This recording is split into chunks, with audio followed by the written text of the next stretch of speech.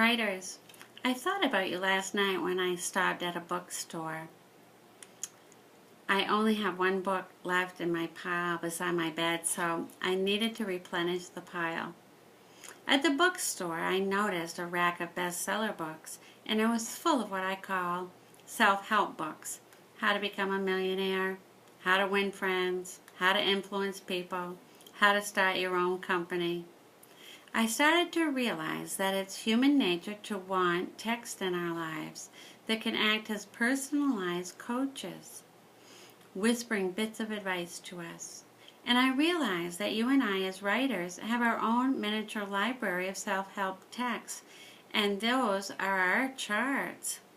Today I want to give you one more self-help book. It's time for one of my favorite parts of the writing process, editing.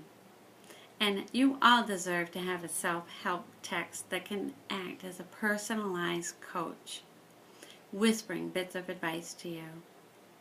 Just as writers finesse their writing, adding the finishing touches to their drafts, we also finesse our writing, rereading and refining our drafts using editing checklists. The checklists help us give our writing the polish it deserves. I want to teach you that most writers rely on an editing checklist, either a physical list or a mental one, and each item on the checklist reminds them of the lens they can use to reread and refine their writing. If we have 6 items on our checklist, we're apt to reread our draft at least 6 times, once for each item on our lens.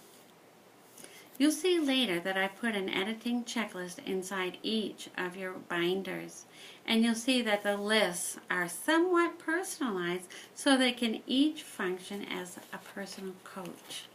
But every editing checklist will contain some shared items. So let's look at one of those shared items. I want to show you how writers use an item or an editing checklist as a lens, rereading the draft through that lens. Every writer's editing checklist always says something to the effect of, read your writing to be sure it makes sense to strangers. Well, I'm a lot older than you. In all these years, that first item has never left my checklist. Another one, check the punctuation. So you're going to reread and see, did I pause? If I did when I read it, do I need a comma or a period or a question mark or maybe an exclamation mark? How about my dialogue? Did I remember my commas and my quotation marks and my period at the end? How about the spelling? You need to reread and check, I wonder if I spelled that correctly. If something doesn't look right, circle it, but keep reading until you've read the whole story, circling each word that you think maybe needs to be checked. Number 4, make sure your paragraphs work the way you want them to in your story.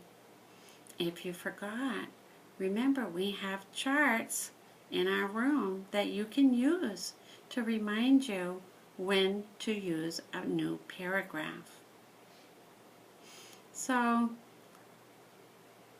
remember, you're each going to have a checklist that you can use today, and you are going to reread your story, and it may be 4 times, it may be 5 times that you need to reread your story.